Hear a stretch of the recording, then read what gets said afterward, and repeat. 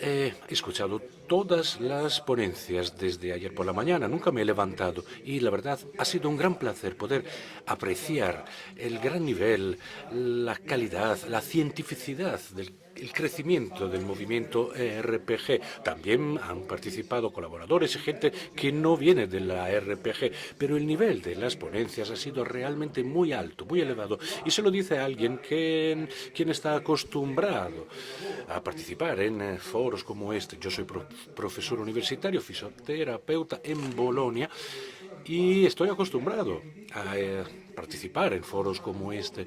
Y la verdad es que me ha sorprendido muy positivamente la experiencia de Madrid.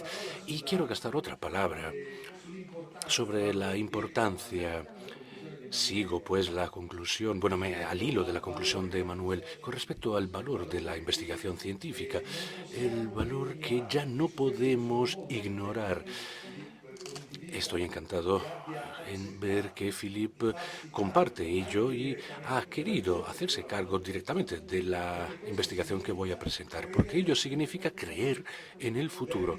La RPG podrá crecer y afirmarse únicamente si la investigación científica la acompaña en el desarrollo de sus técnicas. De otra forma, vamos a tener problemas, porque es importante el valor clínico, fundamental, pero el valor científico debe acompañar la parte clínica con el mismo ritmo, el mismo compás. Les diré lo siguiente, tomé una decisión en su momento, la de adoptar el método deductivo, que es lo contrario del método inductivo. Muchos estudios arrancan de una teoría, de una hipótesis, de una pregunta, que a continuación procuran comprobar o demostrar en el campo. Yo dije, vamos a hacer algo más valiente. Compartí con Philippe este reto y dijimos, vamos a empezar por el final. Empecemos por la RPG. No empecemos por el modelo teórico, sino por las sesiones de RPG, de fisioterapia, y veamos qué pasa. Esta es la gran novedad de este estudio con respecto a por lo que se refiere a la RPG. María Novella también presentó un estudio piloto que sigue más o menos este recorrido, esta trayectoria, pero en este caso lo hemos hecho de forma específica, con una muestra bastante representativa y significativa. Hemos querido aceptar un reto peligroso, por otra parte, porque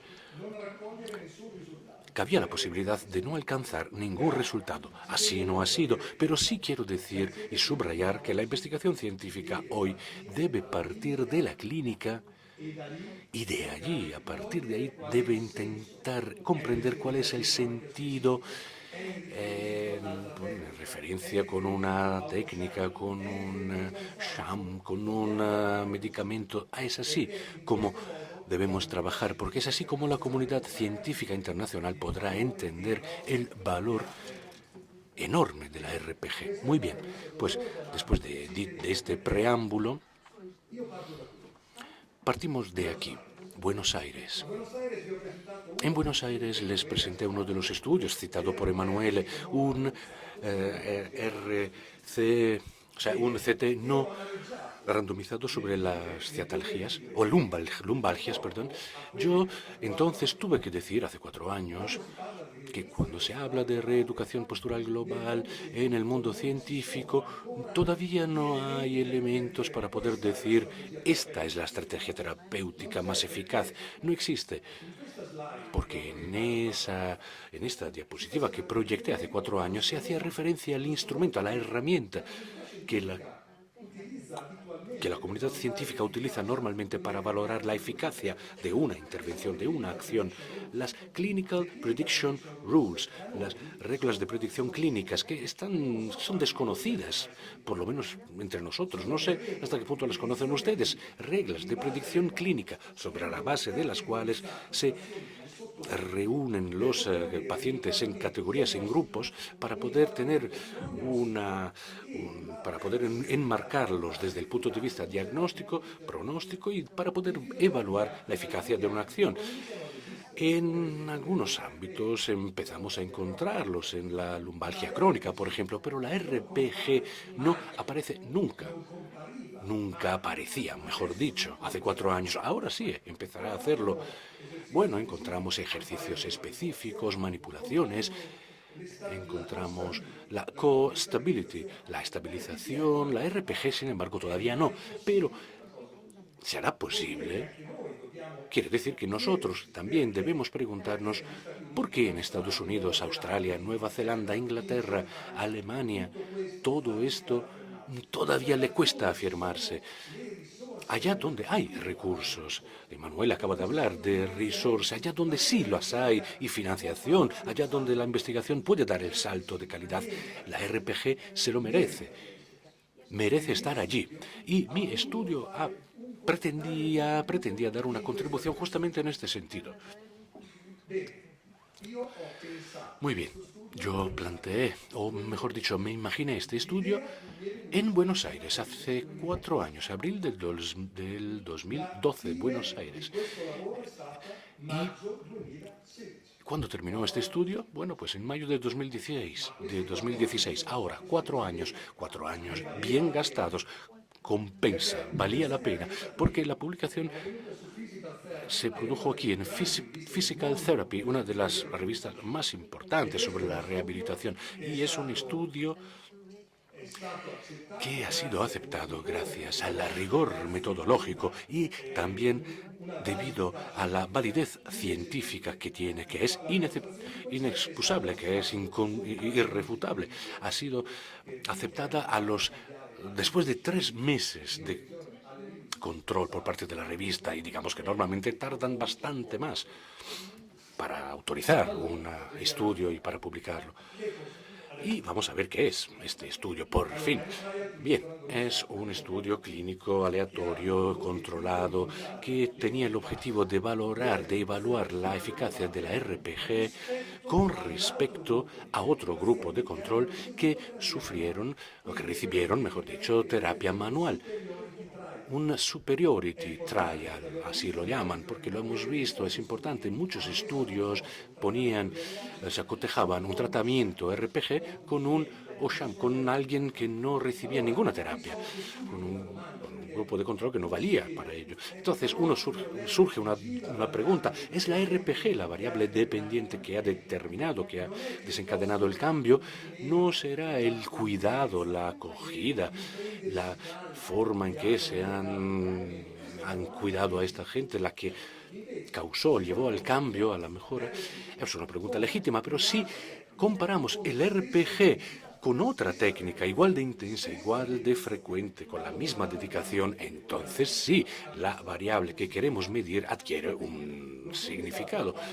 El estudio fue aprobado por el Clinical Trials, que es el registro internacional para la revisión de los estudios clínicos, y, por supuesto, fue aprobado por el Comité Ético, que es, digamos, el momento fundamental para poderse publicar cualquier estudio randomizado. La recogida de datos se produjo entre septiembre de 2013 y abril del 14. Se reclutaron a 108 pacientes que se sometieron a los criterios de exclusión-inclusión, que vamos a ver ahora, y después seleccionamos entre ellos a 94.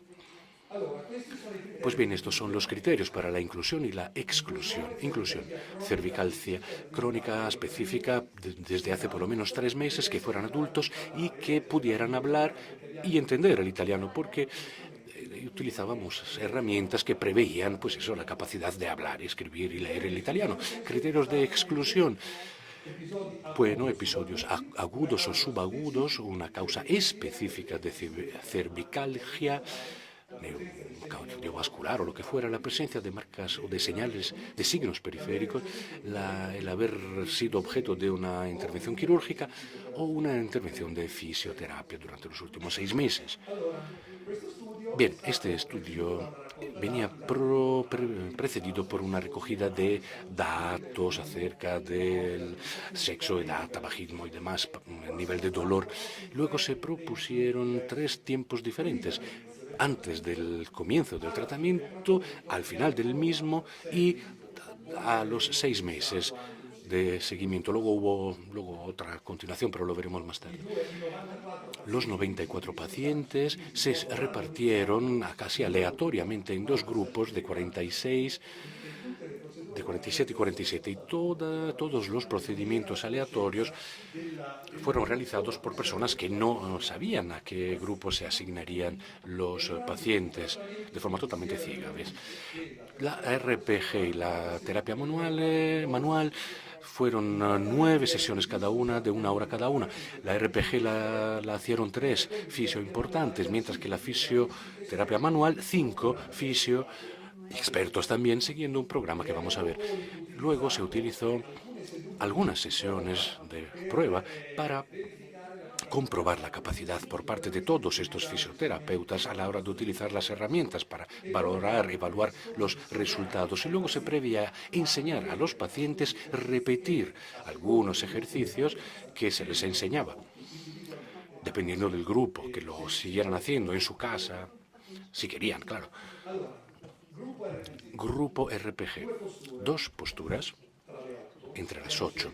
Nos inclinamos por la supina con la postura de la rana en el suelo y la de la rana en el aire. Luego se aplicó la tracción manual allí en el lumbar cervical, una contracción isométrica para conseguir una relajación posisométrica.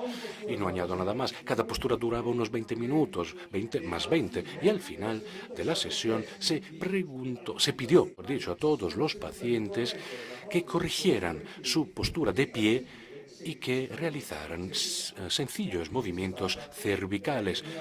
Bueno, pues entonces hubo una parte también relacionada con la integración postural, no diré estática, del paciente.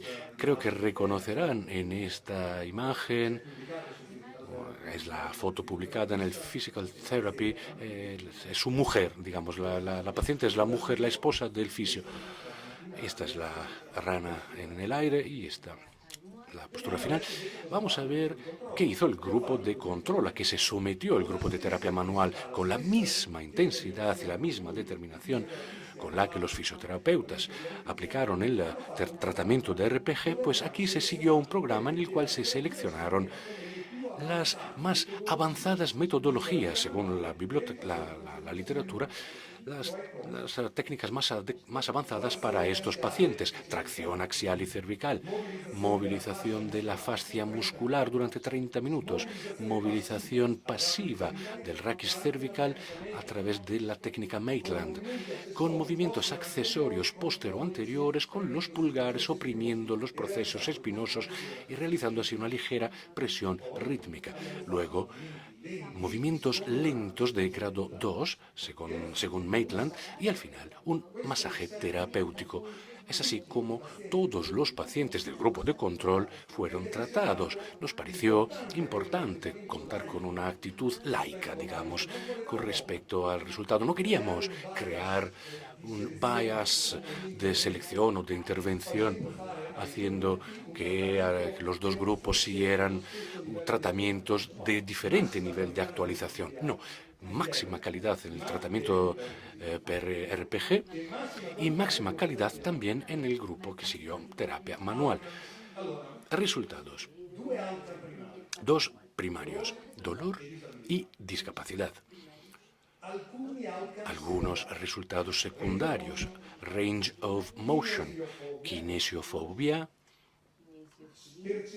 percepción subjetiva por parte del paciente con respecto de su mejora, de la mejora registrada, de la apreciada, y satisfacción por la acogida recibida, utilizando 2 herramientas: el Global Perceived Spectrum y el Physical Therapy Patient Satisfaction Outcome, que es otro instrumento que hemos revalidado a través de otro estudio recientemente.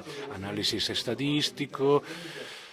Rápidamente, bueno, se realizó un análisis onda de todos los datos, el término medio, la desviación estándar para las variables continuas, y luego utilizamos las variables categóricas, sí o no, por ejemplo, las que sí o que no, si fuma, si no fuma, y luego utilizamos el test de student para las variables continuas y el K cuadrado para las variables categóricas, y Utilizamos el test de Cohen para evaluar la diferencia estadística entre los grupos. No nos hemos limitado a hacer el análisis de cada grupo en paralelo, sino que los hemos cruzado y hemos considerado como herramienta ideal el test de Cohen y hemos clasificado como efecto de alto valor si superaba el 0,8, de valor intermedio, moderado si estábamos entre 0,5 y de bajo valor si estábamos en torno a 0,2. Luego, los instrumentos que utilizamos eran el Advance, de 0 a 100 por el dolor, y el Neck Disability Index, un indicador que se usa normalmente para evaluar la función del cuello. Y aplicamos ambos índices a nivel de baseline, time 1 y time 2. Luego simulamos dos escenarios diferentes, el peor caso y el mejor caso escenario. ¿Por qué? Para dar un valor también a los que se salían del estudio, los drop-out, los datos que no teníamos durante el estudio, los pacientes que por una razón u otra interrumpieron la terapia. Así que atribuimos forzosamente un valor sacándolo del valor promedio de los demás, pero siguiendo una lógica. En el caso peor, castigábamos el estudio, el mejor caso lo castigaba menos. Lo importante era ver si, atribuyendo a estas salidas del estudio unos valores que eran peores con respecto al estudio, ello mantenía una diferencia estadísticamente significativa o no. Esta era la intención.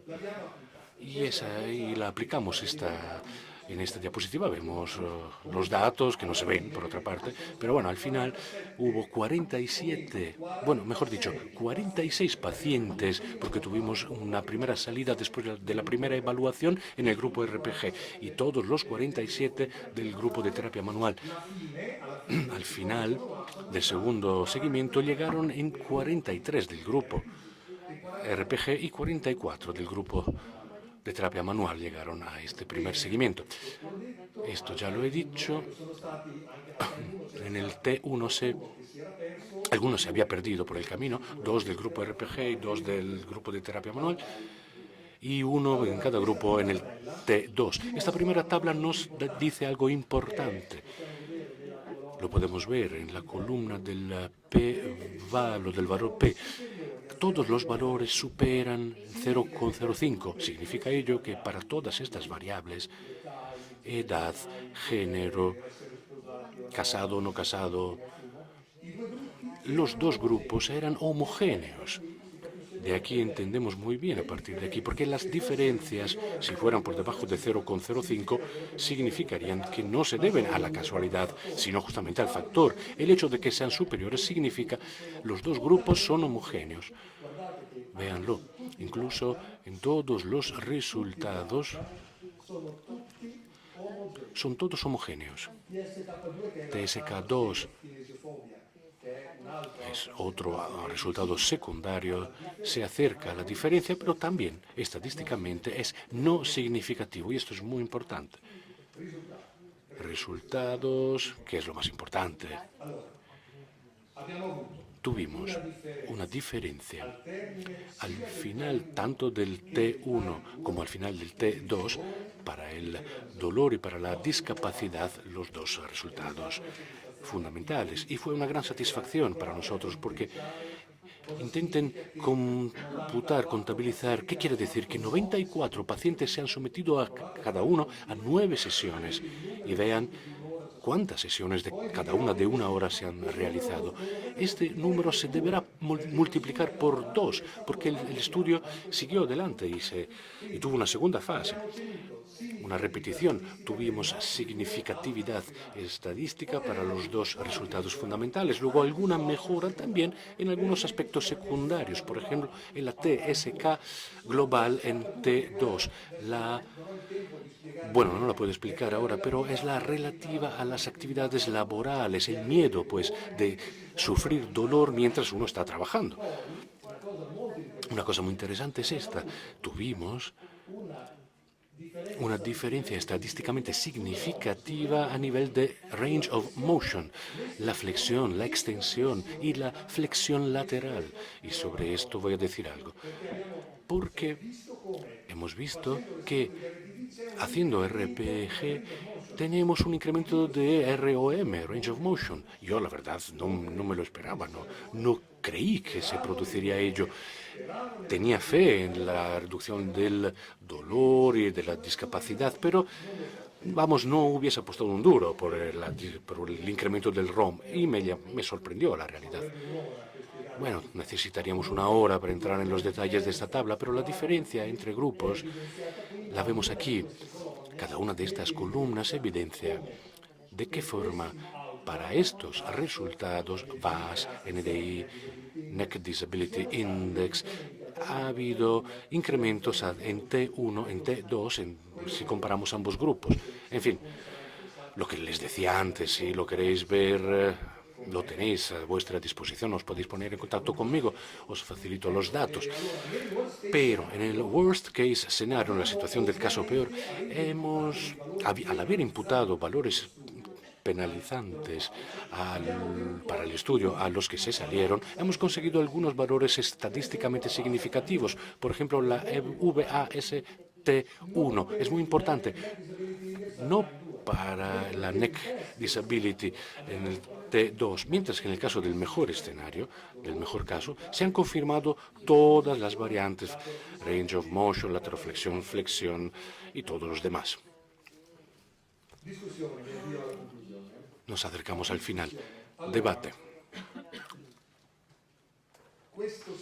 Este estudio demuestra que un ciclo de tratamiento en pacientes con cervicalgia crónica específica, tratamiento basado en la RPG, es más eficaz con respecto a un ciclo de tratamiento basado en la terapia manual. Punto. Esto está demostrado.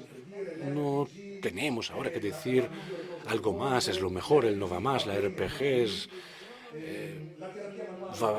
la terapia manual no sirve. No faltaba más. No, lo único que demuestra este estudio es que la RPG es más eficaz que la terapia manual a la hora de tratar las cervicales crónicas específicas, sin especificidad, después de un estudio, digamos, con 9 sesiones de 1 hora cada una. Y no es moco de pavo, es un dato muy importante. Un último comentario sobre esto.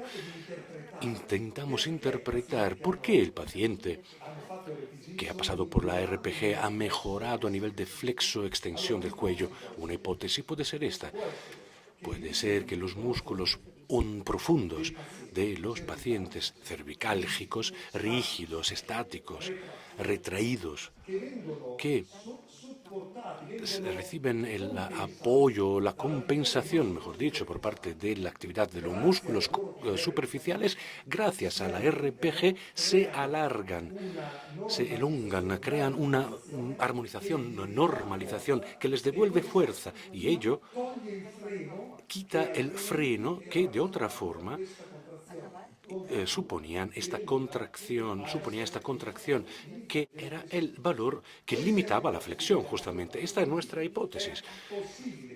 Es posible que gracias a este trabajo se pueda seguir adelante, incluso a través de resultados más específicos, un TAC, por ejemplo, una electromiografía. Podemos comprobar qué les pasa a los músculos más profundos cervicales después de la RPG. Yo creo que puede ser muy interesante.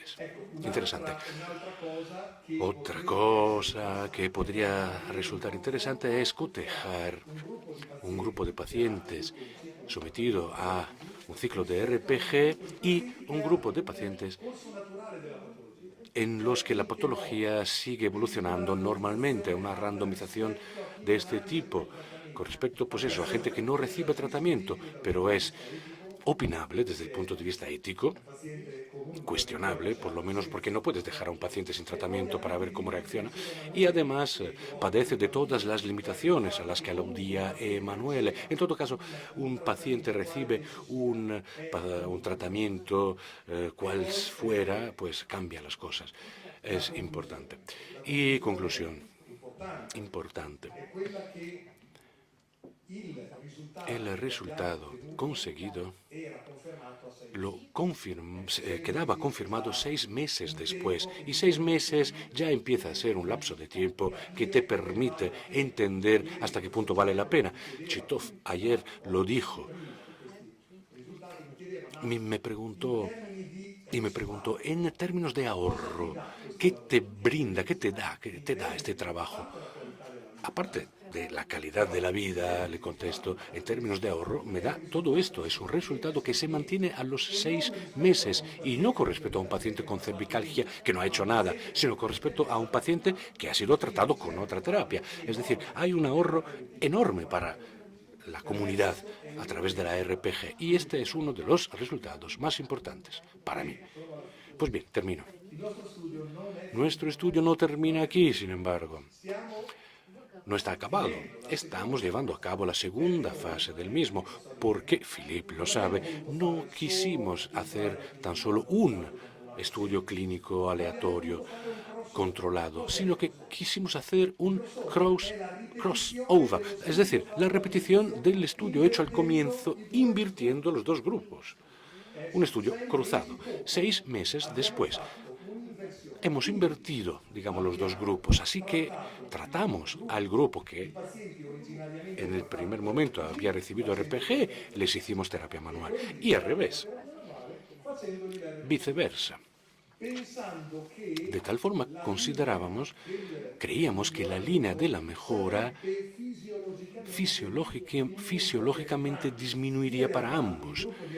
En realidad, el grupo de la RPG siguió más arriba, es decir, muchas de las mejoras conseguidas se mantuvieron a lo largo del tiempo, pero esto fue más importante aún para el resultado del estudio, porque el estudio que recibió RPG en la segunda fase se cruzó la línea descendiente del grupo que estaba recibiendo la terapia manual.